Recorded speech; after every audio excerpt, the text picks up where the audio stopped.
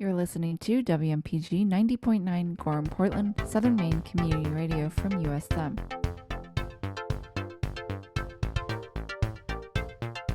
Live from the Orion Cygnus arm of the Milky Way galaxy, this is Scientifically Speaking, a weekly half-hour program devoted to elegant curiosities, and I am one of your hosts, Sarah Chang. Joining me, as always, is Bernie Rhyme, DJ Star Watcher. How are you, Bernie? Yes, hi, Sarah. Very good. Thank you. Bernie's our professor of the astronomy lab at USM and our local protector of the night skies. Reach out to us at WMPG Scientifically Speaking at gmail.com or on Twitter at WMPG SciSpeak. And if you want to check out the last 5 weeks of archives of all of your favorite shows, just head over to WMPG.org. Bernie, could you let our listeners know what is up in the night sky for this coming week? Oh, sure, certainly. Okay, so this will be Friday, May 28th. There'll be a waxing crescent moon. It'll be about 5 days old. It'll be setting around midnight, 28% lit actually by the sun. And then we'll still have our same two evening planets. We'll have Mars that will be up in Gemini, and then Venus is below that. So Venus probably sets a little after 9, and Mars sets around 11 o'clock now. So those are evening planets. And if you like to get up early or stay up late, Saturn and Jupiter are rising earlier. So Saturn now rises probably around 1 in the morning. It's rising, maybe a couple minutes earlier each day. And then Jupiter probably rises about an hour after Saturn in the morning. So that's it for the morning planets and evening planets. But there is an interesting event coming up that you should be ready for.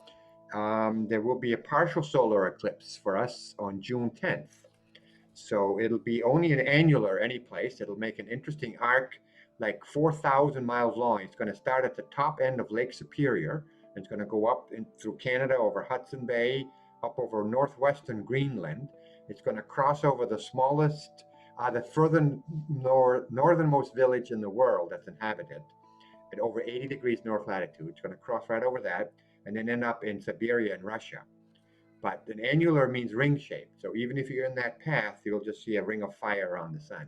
I saw one of those on May 10th of 1994 here. So, but about half the country will see at least a partial, and we're pretty lucky here in Maine. We'll see 74%.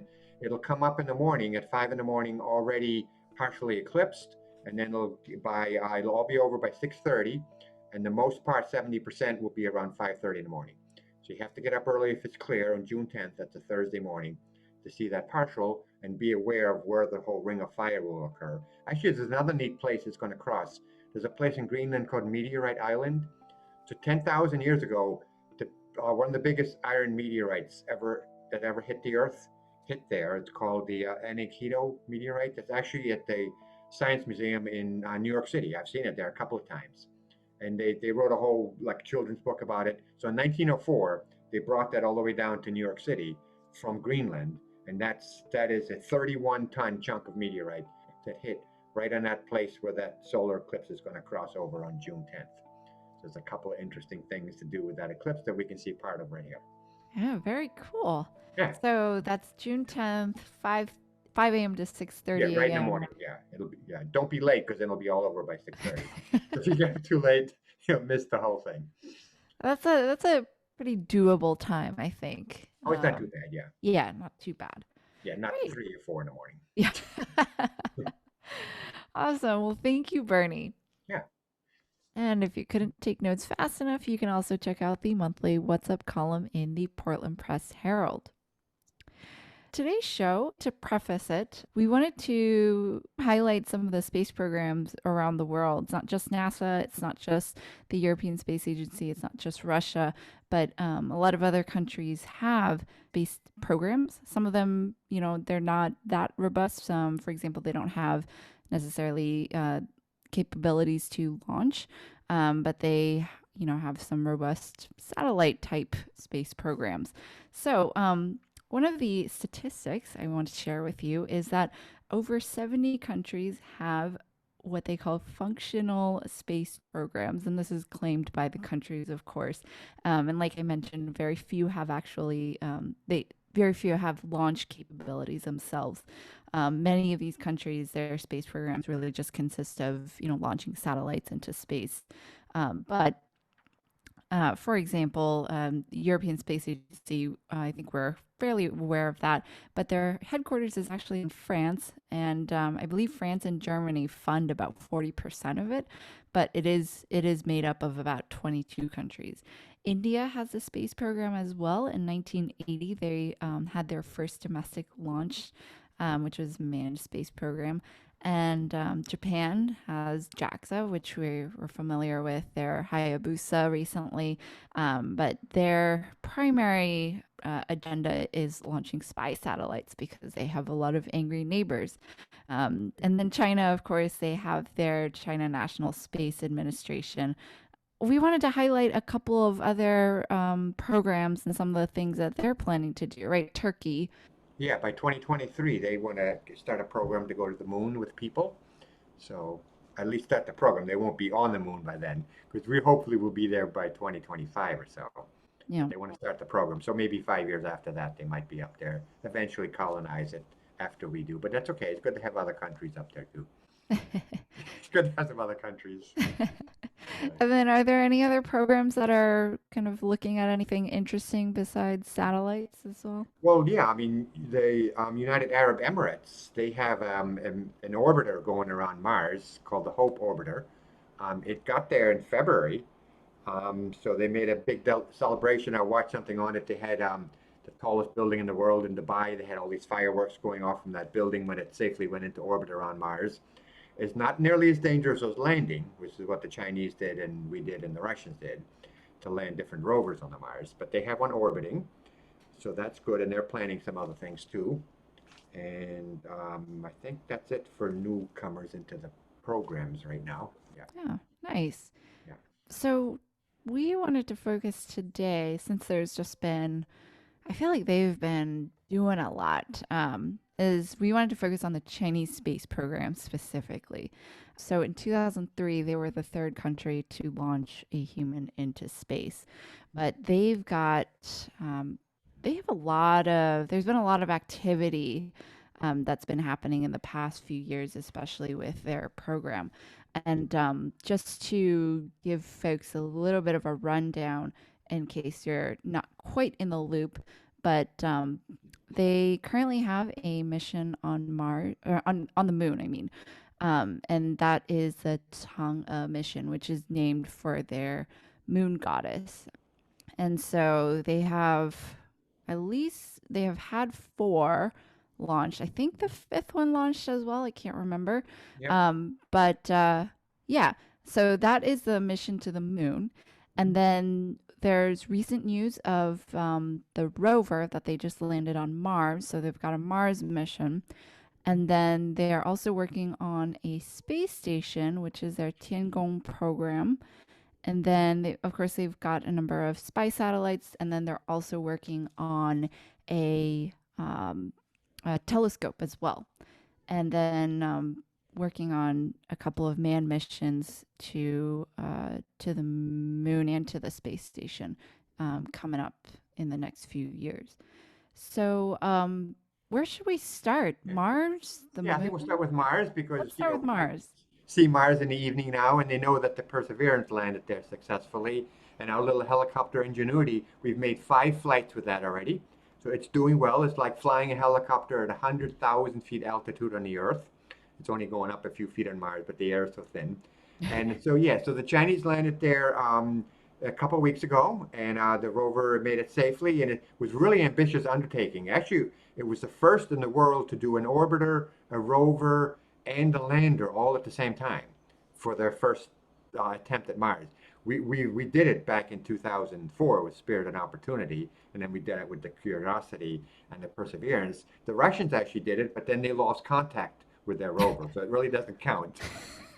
So the Chinese are the first to do all three, but only the second to have a successful rover roving around in Mars and being able to do that. So it's named the Zhurong rover, which means fire god. So because Mars in their language is a fire star, so it makes sense if they're going to land on it and drive around on it, that would be the fire god. So that's kind of interesting. So they're driving around. They're about 1,000 miles from where our rover is in the Jezero crater. They're in a place called Utopia Planitia. It's an extensive area of probably ice just under the surface. And that's what they kind of want to prove more into that part of it. They're not really looking for microbes near a delta like we are, but they're looking for ice and other evidence. So they don't have quite as many instruments on the rover, and it's only probably about the size of the Spirit and Opportunity that we sent up Hmm. in 2004. So it's not as big as Curiosity or Perseverance, but the fact that they did all this successfully, they have like a triple whammy going, and all the other things they'll add to the other knowledge, with the orbiter going up there, and then the rover walking around, driving around in Mars and so on. It'll be pretty neat. Yeah, yeah. Yeah, they you can look online for their first few photos, which is pretty Yeah, exciting as well. yeah, yeah. Right. That's it right now. I mean, when I first wrote about it, I kind of likened it to an invasion because like six different missions were going there from three different countries. This is Mars was at its closest approach last fall, so that was a good time to launch it. And then they all got there successfully. And of course, to actually land it, they had to go through those 7 minutes of terror when you do the reentry into Mars and have to slow down. So they had retro rockets. They went to almost zero at about 300 meters. They were 100 meters. They were hovering, and then they landed the platform on the rover safely. So they're using similar methods. Everyone's a little unique and different. But lately, they've all worked. Before, almost half our missions, Russians and U.S., didn't work. Yeah. So over 50 missions have been there, and almost half didn't work. Yeah. Oh, we could do several shows on failures. Yeah. Oh, I know. Yeah, all the failures. One was really silly. They used metric versus English measurement systems. That was probably the most obvious mistake that could easily have been solved. Yeah, yeah. Well, awesome. This is really exciting. I even saw Bill Nye had talked about how excited he was and looking forward to some collaboration and, just kind of more folks procuring more knowledge about Mars and Yeah. understanding our solar system better. Right. As long So, as they share it and everything, so that would mhm, be good. hopefully. Keep everything from the south, then we'll start a new war on Mars. That wouldn't be good. Right. No. So then speaking of rovers, on the moon, so I'd mentioned that mission is called the Chang'e mission, named for their goddess who lives on the moon. There's a whole story behind it. But they also have a rover that had been asleep. And this is the rover called Yutu, which means a jade rabbit, which is also kind of part of the same it's this whole like folklore with Chang'e, who is a goddess. And so, anyways, they believe that rabbits live on the moon. This was part of that myth, anyways. So, Yutu 2, this rover launched with Chang'e on Chang'e 4 on January 2019, and Chang'e 4 went to the far side of the moon. And so I believe it's waking up or has woken up sometime this month. And ideally, it's just kind of wandering around. I'm sure it's a little more prescribed than that, but they have something called a lunar penetrating radar, which so far it has moved around. It has been able to kind of discover that there are layers of rock under the lunar surface, potentially caused by volcanism, possibly asteroid strikes. They found some glass between or beneath the rock as well. So some interesting findings, but nothing major yet. But it will be the first rover to have explored the far side of the moon, so that's exciting as well. And then this one is probably it's been in the news, but the space station that China is working on building. So there's a little bit of history behind this. It is called the Tiangong, which translates as heavenly palace. Uh, it sounds so majestic for what it actually is. So I think the planned size of Tiangong is about a fifth of the mass of the International Space Station. Right now, they have only sent up the core module. And we'll get back to that a little bit later. Bernie had mentioned it Yeah. as the rocket that fell back to Yeah. Earth. That was um, good. uncontrolled. But just a little bit of background on the Tiangong project. So this is actually, I don't know if it has a number, but there were actually three planned Tiangong projects as part of this program. And so there was a first Tiangong, which Tiangong 1, which burned up in the atmosphere in 2018, and it was a target vehicle. And then they launched Tiangong 2, which was a space laboratory, which was up in orbit from 2016 to 2019, and then it was deorbited.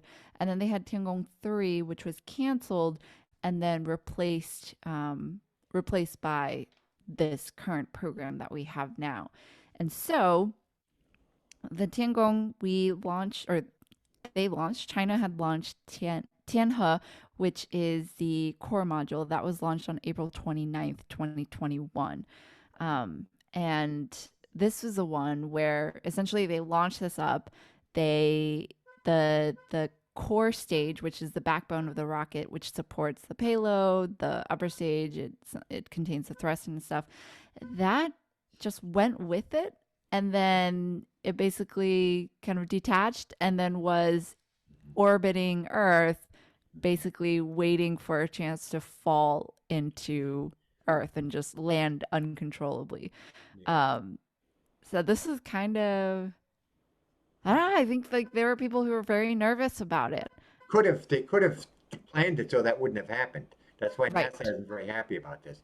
It Yeah. happened on May 8th, Saturday night, about midnight on May 8th. I Hmm. was actually looking for it here in Maine, but then I found out that the possibility only went to about 40 degrees north, so New York City could have seen it, or could have hit New York City. But I wouldn't have seen it in Maine even if it came back right here. Of course, we were lucky it hit the Indian Ocean near the Maldives, but no populated place. But the problem is, this is the first of 11 modules, and every one of them is going to be planned to be going the same way, and every one of those could produce a rocket that could uncontrollably hit somewhere on the Earth. Right. So that's what NASA's really worried about. Just one, I mean, yeah, we got lucky. But if we got 10 more of these happening, by the end of 22, they want to put 3 people on that space station. Yeah. So that's only got Yeah. another year. Yeah. And we did have two prior incidents, right? You had mentioned Yeah. Russia and us. We've done it before too. Yeah, the Mir was lost, was uncontrolled for a while, and they managed to recontrol it after 15 years of life for the Mir, the Russian space station, not just the rocket, but the entire space station. And Right, then we right. had our very first one, Skylab, Yep. which came down early because extra solar energy from the sun created a stronger solar wind and more drag on it. And I think only one crew ever visited it, and it came down after a few years. Yep. Yeah. So the Soviet Cosmos, that basically a bunch of radiation laden fragments kind of fell down across the Canadian Arctic in 1977. I heard that Canada, in order to clean it up, they were eventually paid back the cost of cleanup. And then, yeah, you mentioned the NASA Skylab space station in 1979. A bunch of pieces had fallen down to down in Australia, but both, I don't think anybody was harmed in either of those. No. But the problem is, so China had launched another kind of similar rocket. I can't remember what mission it was part of, but essentially the same thing. They just uncontrollably came back down to Earth, and several metal rods basically landed in Cote d'Ivoire, damaging several buildings. That was just last year. Oh, So it wasn't like this wasn't their first offense; it was their yeah. second. Um, and I think after those two incidents with Russia and NASA, there hadn't been large, kind of uncontrolled debris like this for what, 30 years Mhm, until China started to launch some of these. And I don't know what they're doing about it. It just seems like mhm. they're shaking their finger at it. Right. And I think the chances of an individual getting hurt is very low. One in several trillion was one stat that somebody Oh, was quoted saying. yeah. But the Earth is 70% water, so most likely it's going to land in water, and it's not like we live everywhere where land is. So the likelihood is not Yeah. super high, but there are two alternatives Mhm. that China could have implemented. So one is don't even allow the rocket stage into orbit. Um, Most missions, they might shut down the rocket a few seconds early so that it ends up falling back down to Earth at a fairly predictable location. Yeah. Whereas, this situation, it's again, it's just orbiting. You have no idea, and it's orbiting really fast. What, 18,000? Yeah, the escape velocity, right? Until it Yeah, yeah. behaves a little bit. Yeah. It's very fast, and it's Yeah. like 18,000 what, miles or Miles an kilometers? hour. Yeah. Yeah, 6 miles a second. yeah. So per hour, and if you're off by a few minutes, you could be off by many, many A few miles. seconds. You could be off a few seconds. Yeah. Right. And so they had, people were tracking it. People on Twitter were like, "Oh, where is this going to fall?" And yeah, it's hard to predict because there's just so many variables. So then the second option too is if you are sending a payload, to just add engines to the core stage and get it into orbit. So it's essentially just space trash, but at least it's not falling down to Earth where you have no idea where it's gonna land. Yeah, it But would cost a lot more, and I'm sure they're aware of that, but maybe they're trying to do it without that cost. yeah, um, Yeah.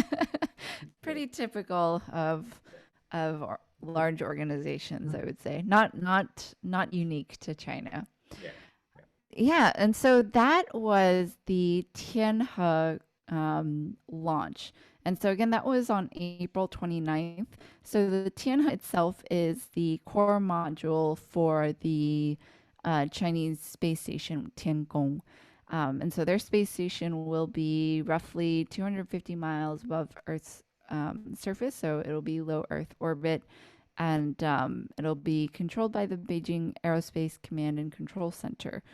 Um, they had another module that was going to launch actually last week, May 21st, but it was scrubbed due to some technical issues. So that was their Tianzhou 2, maybe. I'm not sure if I'm pronouncing it right, but uh, by the time the show airs, it may possibly have been relaunched today.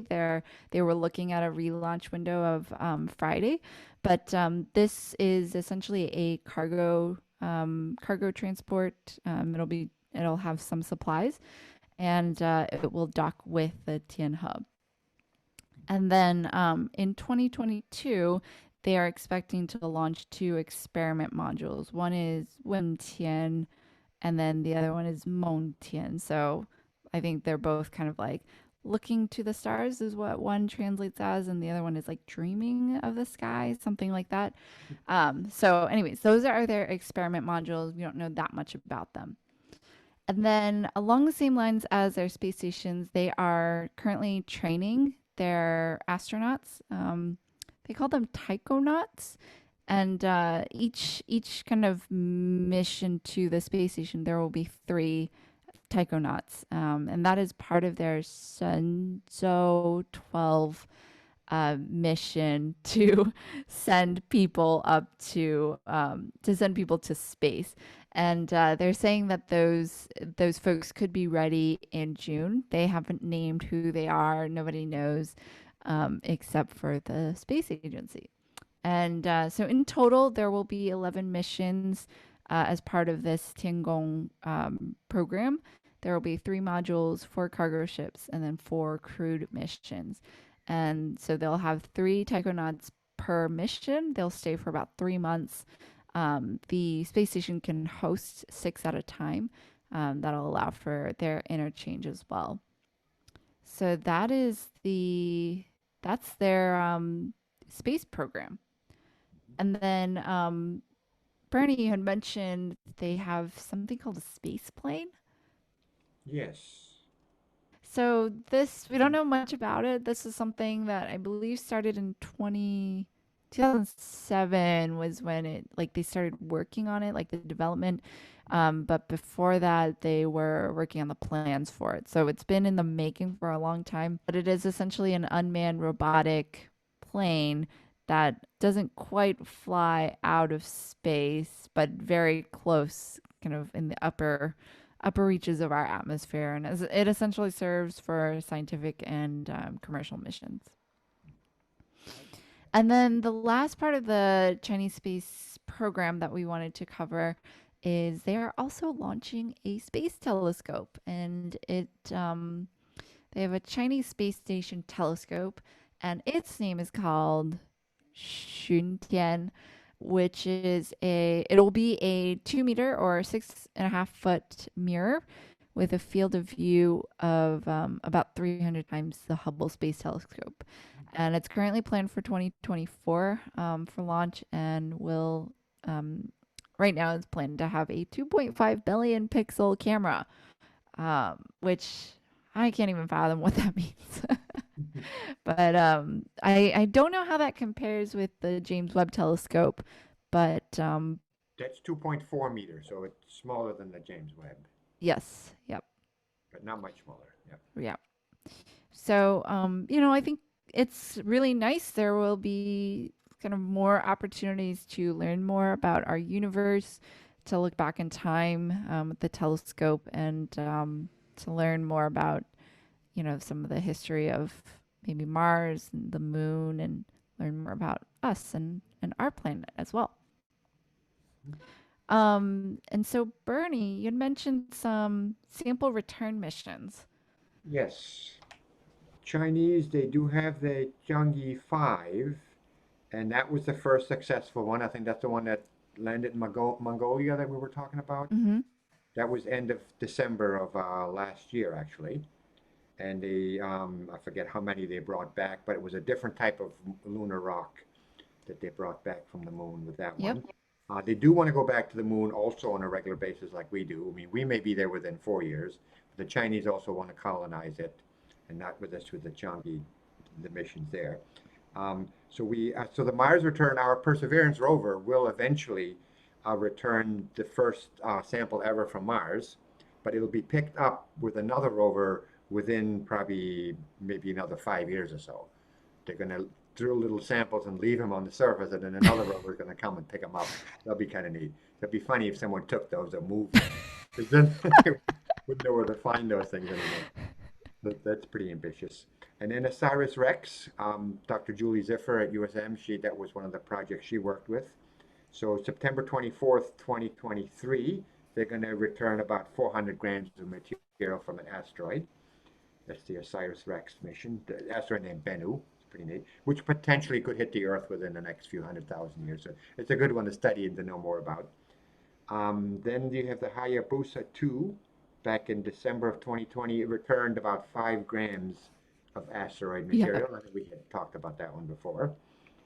And then let me see, there was an attempted mission to Mars. Oh, the moon Phobos. But that one didn't work, so we'll skip that one. And then there was Stardust back in 2006. It had this really neat material called aerogel that was capturing little tiny dust pieces from a comet. And I actually got to see some of this material. It's the lightest, least dense solid in the world. Oh, One of wow. our members in the astronomy club brought it in, and I've seen other videos made of this.